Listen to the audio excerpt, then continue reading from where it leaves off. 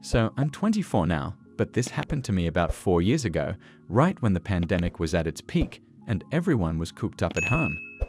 I was 20 at the time and working as a pizza delivery guy. You know how it was during those lockdown days? Places were either shut down or working on skeleton crews, and I had just moved out of my parents' house, trying to figure out how to get by. Delivering pizza wasn't glamorous, but it paid the bills.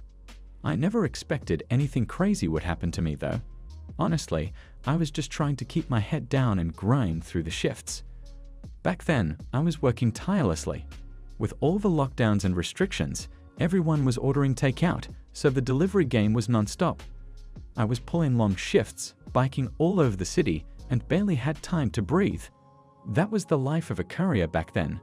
You didn't have much choice if you wanted to survive, especially with rent and bills piling up. So I didn't think twice when this one particular delivery came through. I mean, I had done 1,000 deliveries by then, so what could be different about this one, right? Little did I know, this one would be burned into my brain forever. It's the kind of thing you don't talk about with just anyone, but now I feel like it's time to share. It was mid-October, one of those cold, rainy autumn days where it feels like the chill is seeping into your bones. I'm pretty sure it was somewhere around the 13th or 15th, because I remember the leaves were all turning, but the streets were a mess from the rain. I was out delivering on my electric bike, and if you've ever worked as a courier, you know the pain of forgetting to charge that thing. The moment you realize it, it's like a pit in your stomach because, yeah, you're gonna be late. I was already soaked to the bone, feeling the rain on my face, and I hadn't even hit the halfway mark of my shift yet. Anyway, this particular order came in from a luxury residential complex. You know, one of those high-end gated places that just scream money. It wasn't my usual route, but I took it anyway. I remember cursing myself because I had accepted a motorbike delivery, and here I was on a nearly dead electric bicycle. To make matters worse, this place was huge, and I mean massive. The kind of complex where it takes a solid 5 minutes just to find the right building, let alone the right apartment. I was running about 15 minutes late already, thanks to the bike battery situation, and I knew I was going to be even later wandering around this maze of buildings. When I finally found the right tower, I was relieved, but then I saw it was on the 22nd or 23rd floor, one of those numbers where you just groan inside. Elevators are cool and all, but when you're already running late and drenched, it feels like every second stretches out. I remember looking at the delivery instructions in the app, and it said something weird. Instead of the usual knock and leave or hand it over, it said I could just go inside and leave the order, no knocking required. Weird, right? I thought it was odd, but honestly, by that point, I didn't care. I just wanted to drop the pizza and head out to charge my bike before my next order came in. So I took the elevator up, still dripping wet, and finally made it to the apartment. I opened the door like the message said, and when I stepped inside, well, let's just say my jaw hit the floor. So I step into the apartment, and the first thing that hits me is how quiet it is. You know that dead silence where you can almost hear the hum of the air? It was like that. I was standing there, soaked from the rain, looking around at this absolutely immaculate high-end place. We're talking sleek, modern design, marble floors, expensive-looking furniture, the kind of place that instantly makes you feel like you don't belong if you're just a delivery guy. I could smell that faint scent of cologne mixed with whatever fancy air freshener rich people seem to always have. But then, as I'm taking it all in, I hear footsteps, and out comes this guy from one of the side rooms. And I swear, I'll never forget how I felt in that moment. The guy had just come out of the shower or something because he was wet, and I don't mean damp, I mean dripping wet. He was a solid 50 years old, maybe a little older, but damn, he was in crazy shape. Like, gym rat for years kind of shape. Pumped up, broad shoulders, chiseled abs, thick arms. He looked like he spent every day working out, and it showed. He had this silver fox thing going on, his hair still slick with water, and he was only wearing white underwear, which of course was tight enough that you could see pretty much everything. The guy, who I later found out was named Martin, didn't even seem fazed by the fact that he was standing there in his underwear. He greeted me casually, which made it even weirder because I was the one feeling all awkward. I was standing there with my hat still on, pizza bag over my shoulder, dripping wet like some drowned rat, while this Adonis of a man just calmly walked over to me. And then it hit me. I was late, really late. I had totally forgotten about the pizza being cold at that point, but suddenly it rushed back and I was hit with this wave of guilt. Like, here I am, standing in this guy's apartment, 20 minutes late with a soggy pizza, and he's not even mad. I figured my tip was as good as gone. So I start fumbling, trying to take off my hat and bag, apologizing like crazy. I mean, I was already expecting him to tell me to get the hell out or something, but instead he just smiled. A weird, appraising kind of smile, like he was sizing me up for something. He walked over to grab the pizza from me, and in that moment, I realized he wasn't just looking at me like I was the pizza guy. His eyes lingered on me in this way that made me feel like I was part of the meal. He took the pizza into the kitchen, casually mentioning that he had a microwave to warm it up, which kind of saved me from more apologies, I guess. But then he told me not to leave. He didn't say why, just that I should stay put. Now, at this point, I was confused and yeah, maybe a little curious too. I figured, okay, maybe he's going to give me a tip and wants me to wait while he gets it or something. But then he comes back with a $100 bill in his hand. I remember my heart literally skipped a beat when I saw that cash because, dude, $100 for a cold pizza delivery? That's insane. I've gotten tips before, but nothing even close to that. I thought, okay, maybe this guy's just super rich and generous, but then he said something that completely changed the vibe. He looked at me with that same strange smile and said I could still make amends for being late and get that $100. At first, I didn't really get it, so I just asked, like an idiot, what I needed to do. I didn't think much of it. I mean, my brain was still catching up to the whole situation, the weirdness of being in this luxury apartment with a half-naked, wet guy offering me $100. But then he leaned in a bit, and I could feel the tension in the room shift. He didn't need to spell it out. The way he looked at me said it all. Suddenly, it was crystal clear what he meant, and I swear, I felt my heart start racing. I don't know what came over me. Maybe it was the exhaustion from working non-stop, or maybe it was just the sheer intensity of the moment. But something in me just gave in. I mean, I was standing there, where the guy, who I later found out was named Martin, didn't even seem fazed by the fact that he was standing there in his underwear. He greeted me casually, which made it even weirder because I was the one feeling all awkward. I was standing there with my hat still on, pizza bag over my shoulder, dripping wet like some drowned rat, while this Adonis of a man just calmly walked over to me. And then it hit me. I was late, really late. I had totally forgotten about the pizza being cold at that point, but suddenly it rushed back and I was hit with this wave of guilt. Like, here I am, standing in this guy's apartment, 20 minutes late with a soggy pizza, and he's not even mad. I figured my tip was as good as gone. So I start fumbling, trying to take off my hat and bag, apologizing like crazy. I mean, I was already expecting him to tell me to get the hell out or something, but instead he just smiled. A weird, appraising kind of smile, like he was sizing me up for something. He walked over to grab the pizza from me, and in that moment, I realized he wasn't just looking at me like I was the pizza guy. His eyes lingered on me in this way that made me feel like I was part of the meal. He took the pizza into the kitchen, casually mentioning that he had a microwave to warm it up, which kind of saved me from more apologies, I guess. But then he told me not to leave. He didn't say why, just that I should stay put. Now, at this point, I was confused and yeah, maybe a little curious too. I figured, okay, maybe he's going to give me a tip and wants me to wait while he gets it or something. But then he comes back with a $100 bill in his hand. I remember my heart literally skipped a beat when I saw that cash because 1 minute I was just a pizza guy battling the autumn rain on my e-bike, and the next I was in this luxurious apartment, caught in an intimate moment with a fit, handsome man who seemed to radiate confidence.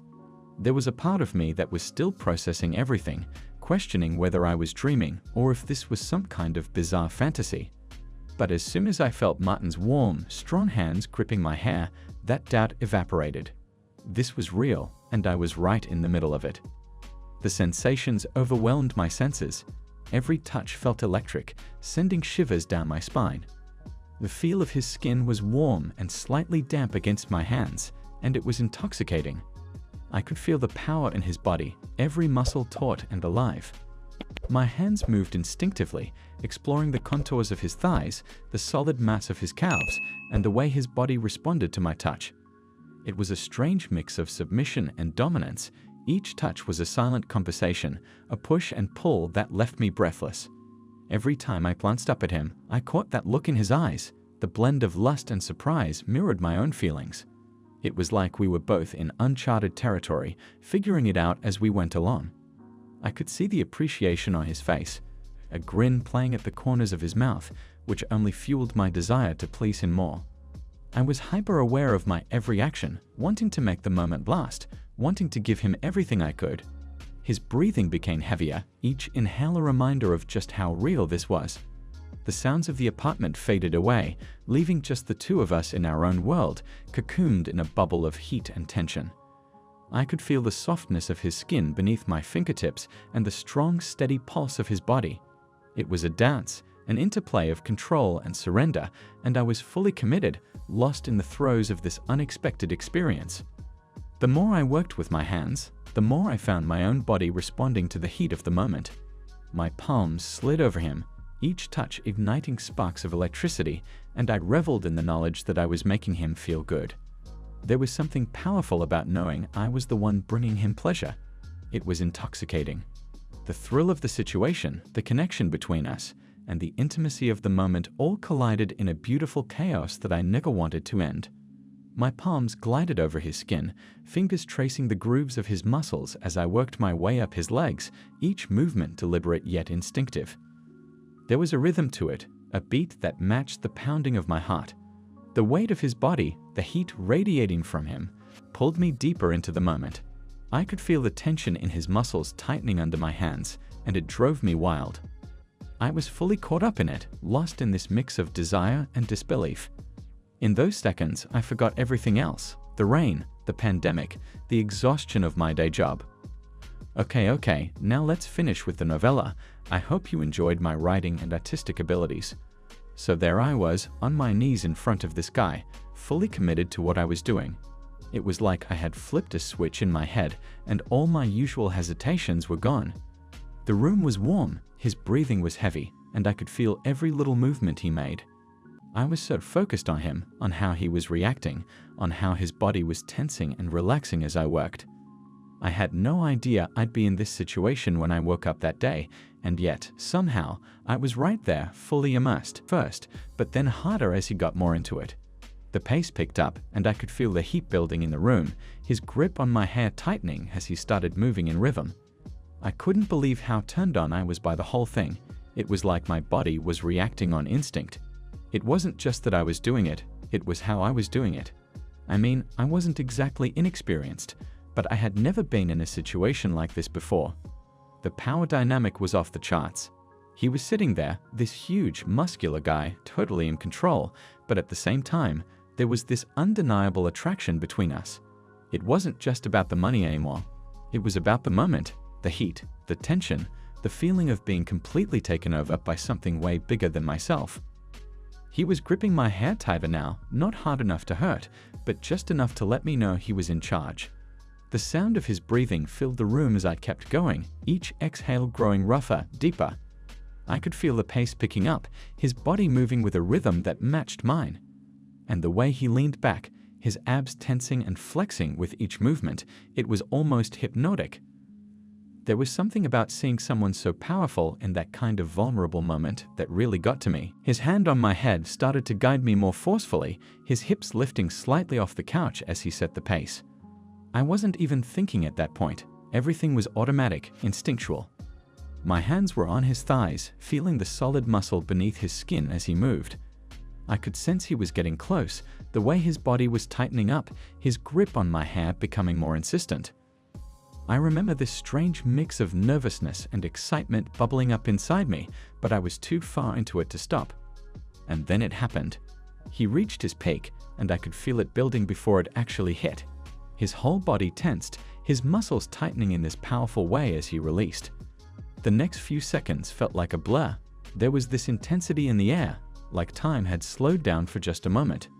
And then, as quickly as it started, it was over. I felt the warmth hit my face, and yeah, I wasn't exactly prepared for that, but it didn't even matter. Afterward, he slumped back into the couch, breathing hard, and I sat there for a second, trying to process everything. My heart was still pounding, my face flushed from a mix of physical exertion and the sheer intensity of what had just gone down. It was like the room had its own pulse, the energy still lingering in the air, even though we had both come down from the high. I didn't know what to do next. I mean, it wasn't like this was some normal situation where you shake hands and say, thanks.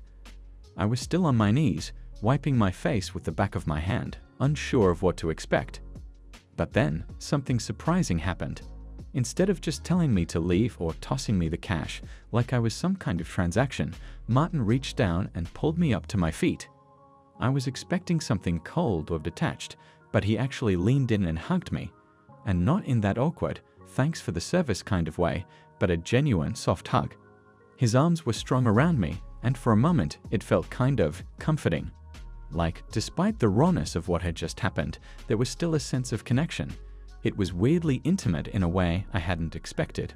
He held me there for a few seconds, his body still warm and a little slick from earlier, and then he pulled back and told me to follow him to the couch. I was still a bit dazed, but I did what he said, sitting down next to him. My mind was racing, but at the same time, I felt strangely calm. Like, yeah, this had just happened, but it didn't feel wrong. It felt natural in a weird way. Maybe it was the exhaustion from the rain and all the late deliveries, or maybe it was just the sheer intensity of the situation, but I was kind of riding this high, both mentally and physically. He laid back on the couch, stretching out, and then asked me to give him a massage. It wasn't a demand, more like a request, but with that same energy of someone who knows they're going to get what they want. I was still processing everything, so I just nodded and got to work. I moved down to his legs and started kneading the muscles there. His body was insane, like every part of him was sculpted. I could feel the tension in his legs as I worked, my fingers digging into the tight muscle, and it was kind of therapeutic, not just for him, but for me too. He groaned softly as I worked, telling me that I had magic hands or something like that, and honestly, I didn't even care if it was flattery. I was getting paid, and on top of that, I was in this weirdly satisfying situation that I didn't want to end. His body relaxed more and more under my hands, and I felt like I was in some sort of trance. The whole thing was surreal. I never expected this kind of thing to happen in real life, especially not to me, a pizza delivery guy just trying to get through the day. And yet, here I was, massaging this rich, hot older guy after, well, you know, life's funny like that. After a while, he shifted slightly and looked at me with this lazy, satisfied smile. He reached into his pocket, pulled out a couple more $100 bills, and handed them to me. $200. For what? Half an hour of my time. If I'd been blown away by the $100 tip earlier, this was on a whole new level. It wasn't just the money though, it was the whole experience. I felt like I'd just unlocked some hidden part of life that no one tells you about. Like, yeah, it was unexpected, but in a good way. I'd do it again in a heartbeat, no question. He asked for my number before I left, and I gave it to him without hesitation. I knew right then and there that this wouldn't be the last time I saw him. I mean, $200 for a massage and, well, everything else? You'd be crazy to say no. As I got dressed and gathered up my things, I couldn't help but feel this weird sense of excitement bubbling up inside me. This was the start of something, even if I didn't know what it was yet. I left his apartment feeling like I had just stepped into a whole new world. And you know what? I was ready for more. Here's part 5, wrapping up the story with a focus on the aftermath, reflections, and hints at what's to come. Let's dive into the conclusion. So, after everything that went down, I stepped out of Martin's apartment feeling like a completely different person. It was as if I had crossed a threshold into this wild, unexpected reality. I was still buzzing from the intensity of the moment, trying to wrap my head around how one delivery could turn into a life-altering experience. I mean, who would have thought that my mundane job as a pizza guy could lead to something so exhilarating? The rain had stopped, and the world outside felt oddly vibrant. It was like the colors were brighter, the air fresher, and every sound sharper.